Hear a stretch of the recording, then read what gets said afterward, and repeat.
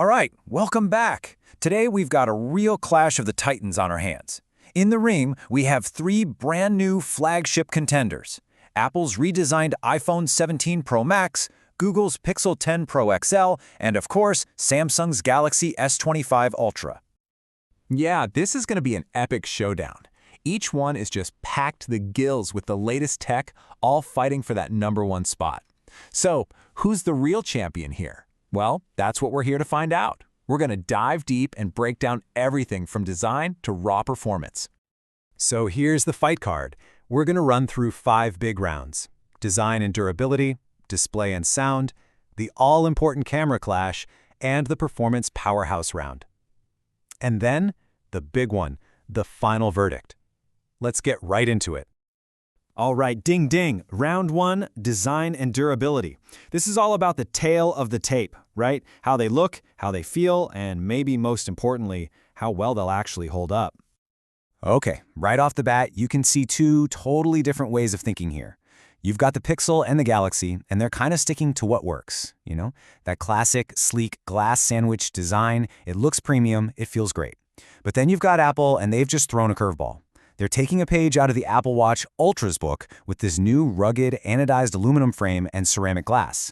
And this isn't just about looking tough, it's meant to be tough, way more resistant to scratches and drops.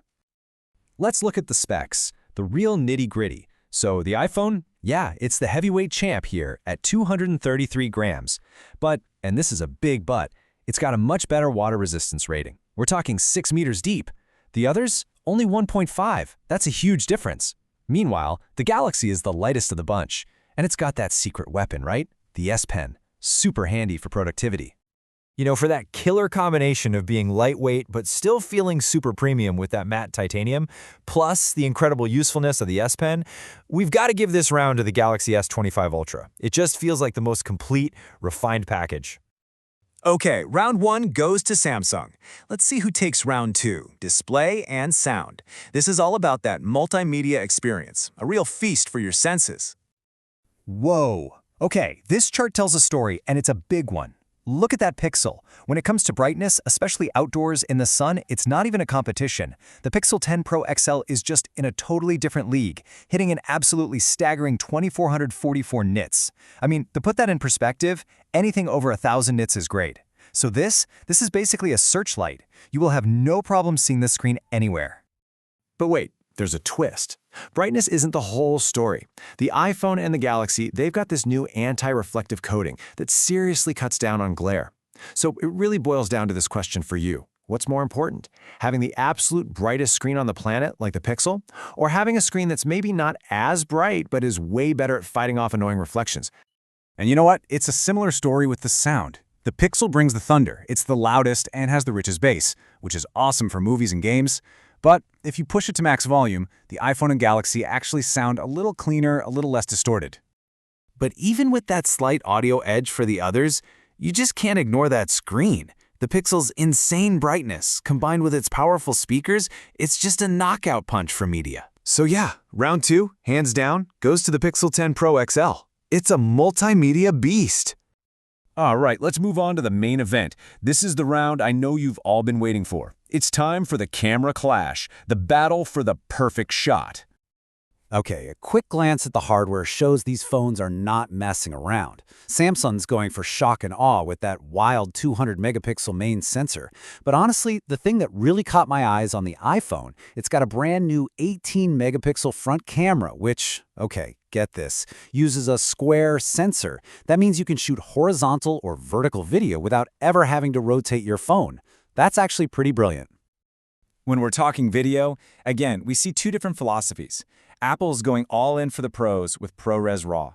Now, think of that like a digital negative, but for your video. It gives you incredible control over color and lighting after you shoot, like cinema camera level control. It's a massive deal for serious creators. Samsung, on the other hand, is all about that raw detail, pushing pure 8K resolution for the absolute sharpest picture possible. Man, this is a tough call, a really close one. But we've got to give the edge to the iPhone 17 Pro Max here. That ProRes RAW feature is just a total game changer for anyone serious about video. And that new square front camera? It's not just a gimmick. It's a super smart, practical feature you'll use all the time. Okay, we're coming down the home stretch now. Round 4, Performance Powerhouse. Let's pop the hood and see which of these phones has the raw speed and muscle for heavy-duty gaming, editing, and just zipping through your day. And, well, the numbers don't lie. The benchmarks paint a very clear picture. Apple's A19 Pro chip is still the king of the hill, putting the iPhone way out in front. The Galaxy Snapdragon is no slouch. It puts up a good fight for second place. But Google's Tensor G5 is it's trailing by a lot. And look, this isn't just about scoring points in an app. This has real-world impact. This quote says everything you need to know. On a Lightroom photo export test, something a lot of people do, the Pixel took a whopping 10 minutes to finish. The others? Just a couple of minutes. That's a huge difference. Ouch is right. So yeah, with a commanding lead in the benchmarks and more importantly in real-world tasks like gaming and editing, there's no debate here. The iPhone 17 Pro Max is the undisputed performance champion. It takes this round easily. All right, that's 4 rounds down. We've seen some knockout blows and some close calls. Now it's time for the final bell, the final verdict. Let's break down who each of these phones is really for. First up, the iPhone 17 Pro Max. This is, without a doubt, the hardware champion. If you're a power user, if you live and breathe high-end gaming, if you're a creative pro who needs that top-tier video performance, this is your phone, period. Then we have the Galaxy S25 Ultra. This is the polished all-rounder. It's the phone that does pretty much everything and does it all incredibly well.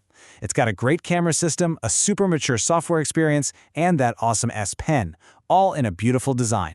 It's a feature-packed workhorse.